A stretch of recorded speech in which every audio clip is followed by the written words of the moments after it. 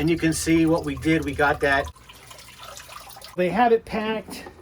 Here's how it works. What is going on, everybody? We're here in front of the saltwater tank today. We are installing something that is going to export nutrients from this tank, which is going to allow me to not do water changes as often. Maybe. We got to test it out. We got to set it up. Let's do it. Now, if you could check out the analytics right over here, you can see that the majority of the viewers are not subscribed. If you guys like the content, please consider hitting that subscribe button. You would make my day. We are here at the sump today. One thing I wanted to share with you guys was having extra heaters on hand. I got one Phoenix heater right here. What happened was the other one malfunctioned and I was noticing a decrease in temperature. Luckily, I had this heater that I use when I mix my salt. So I picked up two new ones, one that's going to go to replace this, and a backup. Definitely a good investment to have a backup. As you can see, we got two boxes here. They are both from Santa Monica Filtration. What we got here is a stand that's got all of our plumbing to build the stand, and we have our Rain 2 Algae Scrubber. The mount, the stand, and this is all secure in place. That goes there. Obviously, you're going to see we're going to build it up, etc. Let's take out the Algae Scrubber.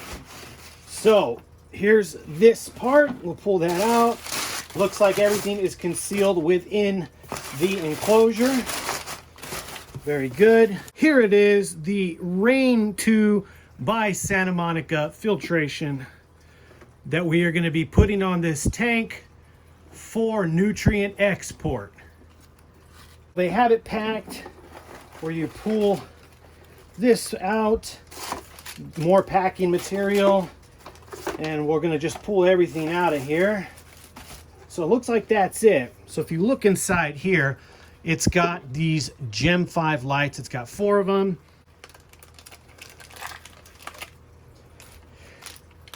And this is, there we go, the connection points for it. It got a little note on here that basically says algae must be removed from the scrubber in order for nutrients to be removed from your water. Do not go longer than 2 weeks before cleaning and harvesting. So this is the section where the water is going to come up. The screen gets mounted right here on the bottom, and it's going to go up through here. This is a mounting point. This is an exit point. Let's see that those go there. Awesome. So here is the screen.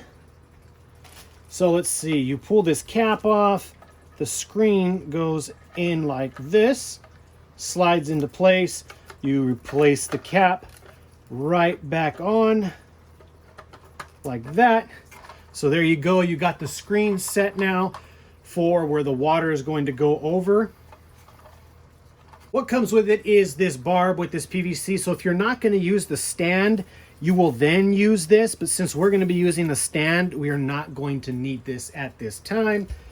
And then you got your power supply, which you plug in everything to this. So all 4 lights will plug into here. If you want to just run one, you have one plugged in. If you want to run 2, you get the point. So that's exactly what that is for. As far as the mount is concerned, you got a few different options. What they did was they sent a few different sizes in the PVC so that you have options depending on how high your sump is. So let's just use this as an example.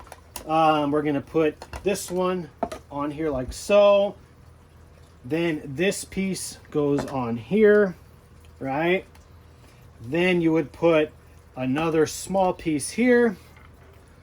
Then this would get mounted on here, just like that. As you can see, we are definitely building the mount for it. And then obviously this is going to go and get mounted on like that, nice and easy. And that's the stand. Check that out. You got, like we said, the mount here. This is where the water is going to come in, and you can see that we got this whole thing all put together for the most part, nice and easy.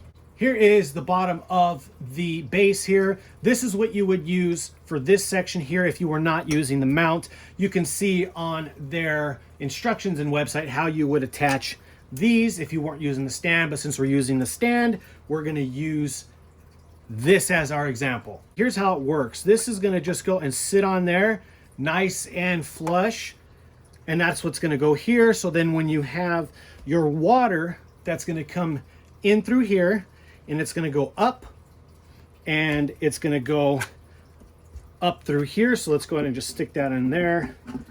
That goes there. So the water is going to get pushed up, going to go through here, run down the screen, and then exit back out here. What I'm going to do now is pull the rocks out of the sump. So I turned off the return pump and the skimmer, but we have up top here in the tank the wave maker's going, so we're all set.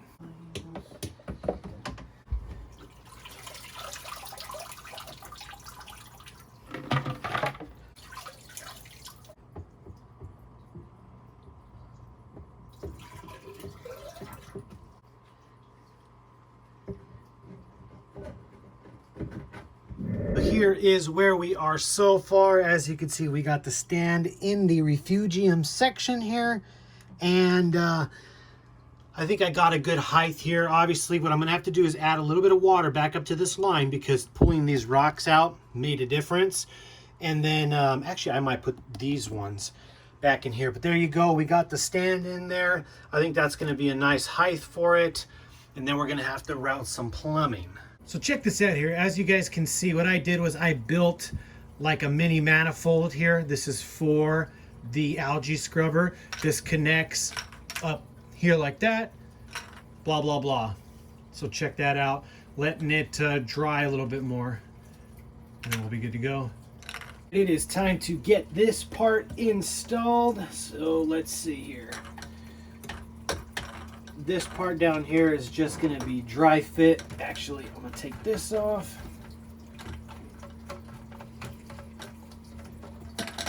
There we go.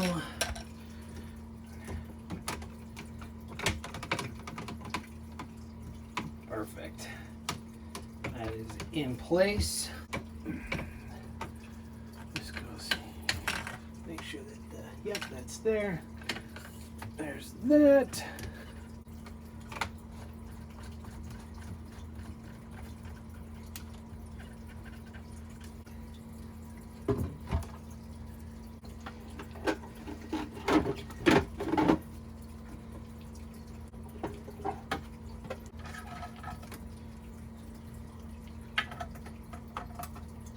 Now what we're going to do is turn this to where it goes up to the tank and it comes up over to here. I have this shut so this just fills up for now.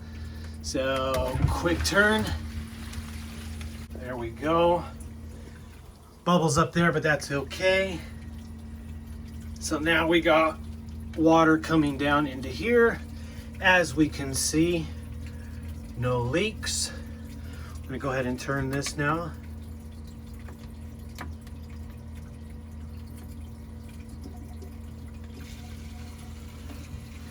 Start letting some water through just to see how it does.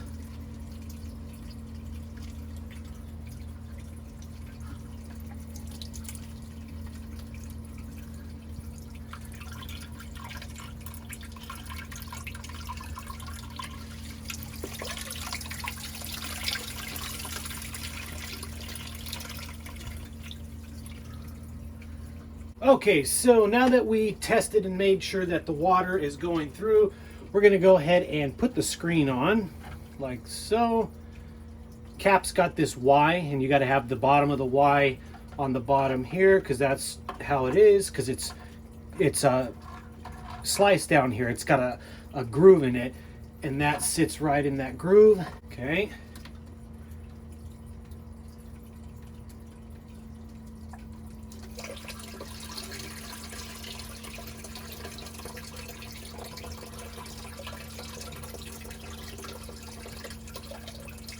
So there you could see the water going over the screen, and with the gate valve here, we were able to really go and adjust it how we want.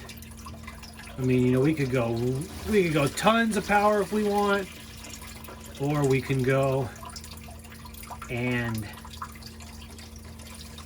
make it go slower. We got it all plumbed. Everything is all rocking and rolling. So I'm gonna just have to use this to adjust the flow that's gonna go over this. And I wanna find out a solution to put something in here, probably something that's got like a, maybe like a baffle or something that I could put in here that'll hang down in here, and it'll come out the bottom and get closer to the water so it doesn't make as much noise. But you can see it right there. That is looking awesome. Taking it up close on here so you can see this T ball valve that I got with the unions. It has the ability to go in 3 ways, which is super epic. And you can see what we did. We got that all glued down to here. Got this union on here because if we ever need to take it apart, it'll be nice and easy.